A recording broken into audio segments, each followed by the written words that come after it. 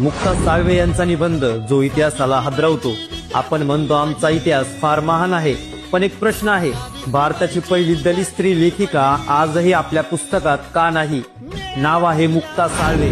1855 साल, ज्या काळात दलित स्त्रीला बोलण्याचा अधिकार नव्हता, शिक्षण तर दूरची गोष्ट, तर त्या काळात मुक्ता साळवे यांनी एक निबंध लिहिला। निबंधाचं नाव होतं मान महार यांच्या दुःखाविषयी।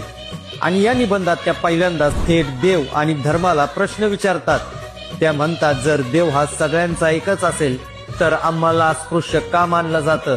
देव हा जर न्यायी असेल तर अन्याय हा आमच्याच वाट्याला का?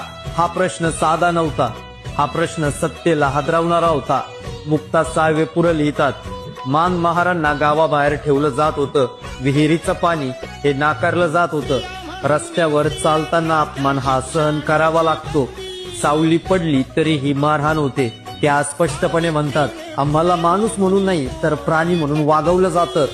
आणि त्यानंतर त्या शिक्षणावर बोट ठेवतात। त्या लिहितात, आम्हाला शाळेत जाऊ दिलं नाही, ज्ञानापासून दूर ठेवलं गेलं आणि मग आम्हालाच अडाणी आणि मागास ठरवलं।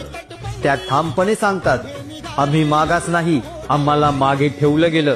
आणि सगळ्यात महत्वाचं, मुक्ता साळवे दलित स्त्रीचं दुःख हे पहिल्यांदा मांडतात।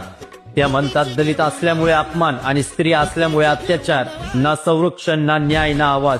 मित्रांनो, हा भारतातील पहिला दलित स्त्रीवादी विचार होता। त्या काही धर्मग्रंथावरही ते टीका करतात। त्या विचारतात, जे ग्रंथ माणुसकी शिकवत नाही ते पवित्र कसे? आणि शेवटी ते फक्त रडत नाही, त्या इशारा देतात। त्या म्हणतात, शिक्षण घेतल्याशिवाय आमची सुटका होणार नाही, आम्ही अन्याय हा सहन करत बसणार नाही। मित्रांनो, हा फक्त निबंध नव्हता आणि म्हणूनच हा इतिहास आपल्याला पुस्तकात नाही, कारण हा निबंध शिकवला तर खोटा इतिहास हा बाहेर पडतो। मुक्ता साळवे हे फक्त नाव नाही, तो प्रश्न आहे जो आजही उत्तराची वाट पाहतो।